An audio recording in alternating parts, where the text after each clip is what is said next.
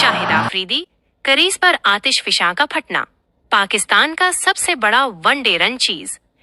Video का आगाज। ये वो मैच था जिसमें क्रिकेट का सारा ड्रामा सिमटाया।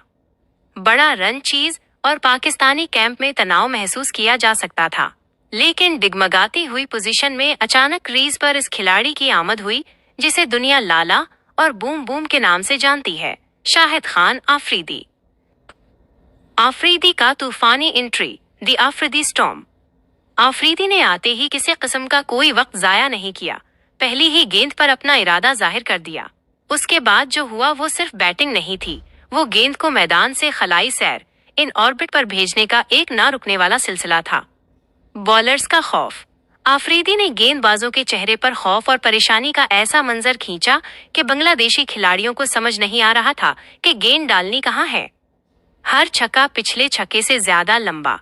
तारीखी कारनामा, 9 गेंदों पर 35 रन का तूफान। ये आदादो-शुमार क्रिकेट की लुगत में एक नया बाब लिखने के मुतरादिफ था। रिकॉर्ड तोड़ वदार बेहिम्मत लग्जरी कारों पर रफ्तार और आदादो-शुमार। जिस रफ्तार से लाला ने बल्लेबाजी की वो नाकाबिले यकीन है। उन्होंने क्रिकेट की दुनिया में अपनी धाक बिठा दी। कारनामा, तफसील। फर्स्ट टेस्ट 50, सिर्फ 18 गेंदों पर अपनी 50 मुकम्मल की। रिकॉर्ड, ये उस वक्त joint second first test one day international 50 का रिकॉर्ड था। इम्पैक्ट, क्रीज पर आतिश फिशां का फटना टीम की पोजीशन को पलक झपकते ही मुस्तहकम कर दिया।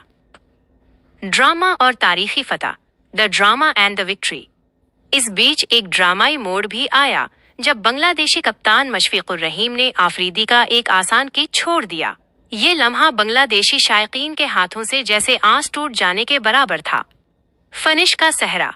अगरचे आफरीदी का काम तूफानी था, मगर आखिर में मैच को फिनिश करने का सहरा फवाद आलम और खास तौर पर उमर अकमल के सर जाता है।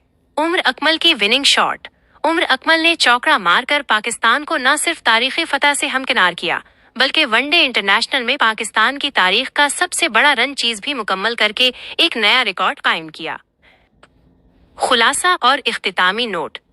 ये वीडियो सिर्फ एक मैच की झलक नहीं है, बल्कि शाहिद आफरीदी के कैरियर की बेहतरीन यादों में से एक है जो जोश और फख्र का एक खजाना है। आपको शाहिद आफरीदी का सबसे यादगार शॉट कौन सा लगा? कमेंट्स में जरूर बताएं।